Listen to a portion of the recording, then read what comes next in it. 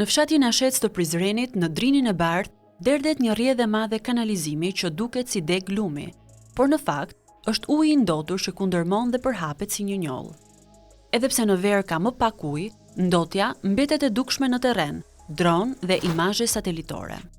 Kryetari i fshatit thosë se shumica e ujrave të zeza të Prizrenit dhe disa fshatrave përreth derdhen këtu. Ky kanalizim ndikon mbi 40% të ujrave të zeza deri 60% të Prizrenit është fjala. Dënon që derdhen pikërisht në këtë pjesë ku jemi ne pash, ku kjo pjesë ka qenë kush edhe tokë kyllore. Ndërsa tani është vogjerin për shkak të kanalizimit që derët me të pjesë. Banorët shprehen se pranë tubave ishte planifikuar një impjant trajtimi, por nuk u realizua. To është planifikuar që mos vë lu ndërtimi impjantin, por ka dështuar trajekt, popullata nuk shumë lejuhu në artur në derë ujrat e zeza, por duke premtuar se do të ndërtohet impjanti, ajo domethënë është leju për i banorëve, të impjantit dështoj, ndërsa kanalizimi ka mbet. Drini i Bardhë është lumi më i gjatë në Kosovë, rreth 122 kilometra. Ndotja nis në burim, në Radac të Pejës, nga kanalizimet dhe mbeturinat plastike. Ajo vijon edhe në fshatra të tjera të Pejës dhe të Istogut. Në Dubov të vogël të Istogut, ujrat e zeza derdhen në lum. Afër është Bajica, ku një impjant i ndërtuar para 15 vitesh, rreth 20 metra afër lumit, nuk funksionon. Në Rakovin të Gjakovës u pan mbeturina, goma, shishe plastike dhe tuba kanalizimi të cilat derdheshin në lum. Kuma, plastika, betoni, armaturat, shumë sende tjera të plastike këtu jashtëzakonisht tepër të mtuar. Sifaunën e ujit, edhe që o menën to, o edhe ambientin e jashtëm. Çifllaku dhe Kramoviku në Rahovec tregojnë degradim nga gërmimet e palishme dhe mbeturinat plastike. Kjo ndotje rrit rrezikun, ndryshon shtratin dhe krijon ujëra të ndenjura. Sipas Ministrisë së Mjedisit në Kosovë, sipërfaqja e degraduar është rritur nga 861 hektar në vitin 2008 në 1393 hektar në 2018. Kryetari i fshatit Krush e Madhe thotë se mungesa e impjantit i detyron ata të derdhin ujrat e zeza në lum. Lumi sot fatkeqësisht nuk mund të përdoret siç është përdorur dikur, që ne kur ishim fëmijë me prindërit tanë shkonin edhe e kishim edhe zonë turistike, po shonin në mungesë të fondeve për tikur, sigurisht e tjera që shkonin në vende turistike në vërdetra të ndryshme që në atë kohë kanë qenë jashtë Kosovë, jashtë Jugosllavisë, e ne shfrytëzonim atë, po gjithashtu edhe bakti e lopë mërizonin, po edhe banorët e zonës e shfrytëzonin atë për të itur. Në mungesë të institucioneve, banorët kanë ndërtuar vetë kanalizimet. Ne jemi ndër fshatrat e vetme në Kosovë që edhe kemi marrë pjesë me pagesë 60 euro për kokë banor. Kjo e bën në këtë rast apo më të lehtë shtetin që ta bëj pjesën e vet të ndikojë në pagesë, po në anën tjetër na irriton shumë se përveç që nuk ka impjant, edhe ky kanalizim që është tani nuk është funksional. Në Gjonaj të Prizrenit, një burim i madh kanalizimi derdhet në Drin, duke ndotur ujin dhe krijuar një erë të rëndë. Këtu është pikërisht domethënë derdhja e kanalizimit fekal dhe atij atmosferik me lumin Drini i Bardhë. Ky kanalizim ka bënë një depër shumë të keqe, për shkak që ka prishur mjedisin, po ndërmon një jetë të keqe, po ashtu paunën, humbin e peshkut edhe gjithçka tjetër. Ndotja ka ndikuar edhe te peshkatarët, të cilët thonë se shumë peshë janë zhdukur. Ndotja e Drinit shumë e paksu peshki, domethënë nuk ka peshk, ashtu, sysh ka pas përpara. Kanë hub shumë rasa të peshkit. Domethënë lyshi ka hub, ngjila ka hub, jo babusha që jetën në më tepër nëpër mbetërina e nëpër lloçe, domethënë krapi pak aty këtu. Mes Lukinës dhe Romajës, një përruaj që derdhet në Drinin e Bardhë është bllokuar nga mbeturinat. Një tub kanalizimi nga Romaja shkarkon ujë me erë të rëndë, ndërsa në Lukin ka një deponi ilegale. Tash lumi nuk hec edhe mbledh disa mbeturina edhe disa erëna pakëndshme.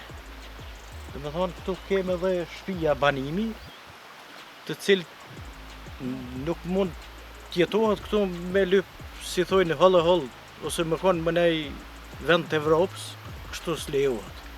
Vërmica është pika e fundit në Kosovë ku ndotja më pas kalon në Shqipëri drejt Kukësit, ndërsa liçeni ruan ende gjurmët e mbetjeve. Sa përket të ndotjeve dhe kanalizimeve këta në shumicën e vendeve kretë gati hudhen në Lumej. Dhe të na për shembull se është edhe përmendet se është drini më i gjatë dhe në më lënë ndotje më të mëdha. Drini me qenë pasur filtrimi i kanalizimeve para se mu shkarkue me pas ato impjantet e përshtatshme. Pa impjante trajtimi, kanalizimet në Kosovë derdhen direkt në Lumenj. Ndotja vjen nga shkarkimet urbane, bujqësore dhe ato familjare. Rreth 2% e ujrave të zeza, tonat të vendit ton trajtohen para se të shkakohen në lumejt e tonë. Shkaku i mungesës së impjanteve, pjesa tjetër, 98%, drejt për drejt shkojnë në për lumejt e tonë, mëse në gropa skeptike. Edhe Ministria e Mjedisit në Kosovë e pranon ndotjen dhe mungesën e trajtimit, duke e lidhur atë edhe me mungesën e vetdijes qytetare.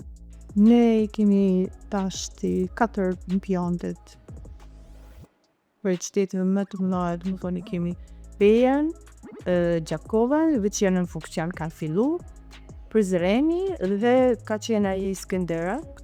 Në Morin, ndarja shtetërore nuk e ndalon ndotjen, pasi drini derdhet në liçenin e Fierzës. Liçen ky i krijuar në vitin 1978 pas ndërtimit të digës, për shkak të prurjeve të lumenjve si drini bardh nga Kosova dhe drini zi nga Maqedonia e Veriut. Kudo në liçe, çdo vend të liçenit ashtu e ndodhme, ndotit vijnë nga drini bardh, drini zi, por edhe nga banorët tuaj se nuk ka ndaj dëgjësim që të mbajnë pastër liçenin. Kjo situatë ka ndikuar edhe në nismat turistike për vetë qytetin e Kukësit. Fatkeqësisht nga ndotja e tepërt që është bërë në liçenin e Kukësit, është bërë pamundur aktivitetet e sporteve ujore për shkak se turistat nuk përballojnë dot dhe nuk e shikojnë dot këtë gjendje që është bërë në Kukës. Ndotja e ka bërë të vështirë edhe peshkimin, çka sjell rrezik edhe për shëndetin publik. Ndotja në liçenin e Kukësit është shumë e madhe. Ne jemi peshkatar dhe gjysa e rrethit Kukësit mirën me këtë punë, dhe me thanë për bukën e gojës mirën me peshkim. Ndotjet janë shishet plastike që vinë e grumbullohen këto, ndotjet e baktive të ngordha që ngordhin dalin bregët dhe do me thani vjen era, liçeni shumë erë keqe. Liçeni i Fierzës është një pasuri e madhe, por ndotja ka ndikuar në habitatin ujor. Një sasi e madhe mbetjesh na vjen nga Kosova, sidomos është pjesa që lidhet me Pejen, Gjakovën e Prizrenit, duke na krijuar goxha probleme dhe shqetësime qoftë për pastrimin e territorit, por qoftë edhe për kalimin e këtij rezervati të madh ujor, domethënë në një hotspot të madh, domethënë i cili nuk mund të përdoret pastaj për turizëm. Shirat e dhjetorit rritën nivelin e ujrave dhe sollën më shumë mbetje. Një varg e Recycle Albania mbledh prej 3 vitesh mbeturinat në periudhën e dimrit. Vitin e parë ne nxorëm nga liçeni një rreth 20 ton mbeturina, vitin e dytë nxorëm rreth 18 ton mbeturina, meqense se niveli i ujit ra shumë shpejt. Këtë vit, meqense se niveli i ujit ka ardhur shumë shpejt, po shfrytëzojmë çdo lloj mundësie që të nxjerrim sa më shumë mbeturina, si shikohet mbrapa meje, ka shumë mbeturina që kanë ardhur fresta nga të shplarë nga Kosova kryesisht. Kryesisht plastikën e mbledh kompania Everway me stafin e vet. Ne nxjerrim brek dhe pjesa e bashkisë është tërheqja nga anija edhe pozicionim me një vend për që kuten në fazën e ndarjes.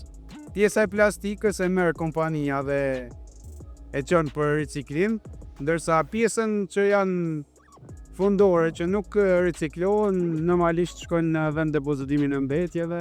Sipas ekspertëve, mbetjet dominohen nga plastika, shpesh e kontaminuar me detergjent dhe metale të rënda. Drini i bardhë është kontribuesi më i madh i mbeturinave dhe mbledh mbeturina nga gjithë territori i Kosovës, duke filluar deri në lumbardhin e Pejës. Një pjesë vjen nga Maqedonia e Veriut mes drinit zi dhe sigurisht një pjesë sado e vogël ka impaktin e vet që vjen nga vetë Kukësi. Volum sipas algoritmeve që kemi bërë janë rreth 80 deri 90% nga volumi janë plastika që hidhen, sigurisht janë plastika edhe të kontaminuar paraprakisht me detergjent, me metale të rënda, me mbetje nga më ndryshmet, që apo mbetje shumë të kimike dhe biologjike, që kush përlahen nga uji, ato mbesin uji, nuk zhduken. Në luginën e drinit, pranë mbushatit, baktit kullosin mbi plastik, ndërsa lumi i shejës është bllokuar nga struktura jo funksionale. Në urën e Kolcit dhe zonat përreth, mbetja industriale përzihen me plastik dhe goma, duke krijuar ndotje të madhe. Raportet ndërkombëtare evidentojnë ndotje të shumëfisht në drinin e bardhë. Analizat tregojnë metale të rënda, pesticide dhe 34 lëndë farmaceutike, ndërsa në Shqipëri u gjetën edhe plum dhe kadmium, që rrisin rrezikun shëndetësor. Kemi pas disa herë takime edhe me agjencion e bërgjithësuar atje të në Shqipëri. Jenë taku dhe ministrat, ka pas bashkëpunim, ka pas marrëveshje, kemi edhe marrëveshjen e 5 shteteve turave do konfitar që është Elgu Drin. Bashkëpunimi mes Kosovës dhe Shqipërisë mbetet kryesisht formal, pa hapa konkret. Janë bërë disa ndërhyrje, do më thënë disa marrëveshje mes ministrive, mes qeverive për të bërë të mundër respektimin e konventave që lidhen me ujrat ndërkombëtare, por deri sot nuk është arritur, do më thënë të kemi një zgjidhje konkrete në mënyrë që në drinin e bardhë të vinë, do më thënë të vinë vetëm ujë i pastër dhe mos kemi mbetjet plastike. Ideja është e krijimit barrierave përpara se futeshin në Shqipëri të këtyre mbetjeve, do më thënë do të ishte një zgjidhje mirë, në mënyrë që do të thonë jo vetëm të respektoheshin konventat ndërkombëtare për ujërat territoriale ndërkombëtare, por edhe të respektoheshin marrëveshjet, do të thonë dy parçe mes dy shteteve. Bëhet disa hapa, po fatkeqësisht raporte apo rezultate të suksesshme ende nuk ka. Një menaxhim konkret të shkon që na fillimisht në ndarë me turinën në shupi ose në burim që shquhet, infrastrukturë më adekuate, vedije më të ngritur, respektim të ligjit, ajo e krijon një preventiv. E mandej çka ish dosh dëgjikisht në kon një pastrim në vetë mjafton për rastet e tilla. Edhe pse ligjet janë të qarta, zbatimi i tyre është i dobët. Nga viti 2019 deri në 2025, në Kosovë u evidentuan 10 trashëgjelës dhe 155 aktakuza. Dënimet janë kryesisht me gjobë ose me kusht, ndërsa ka vetëm 2 raste me burgim. Ekspertët thonë se gjykatat nuk vlerësojnë sa duhet dëmin mjedisor dhe në shumë raste ato edhe parashkruhen.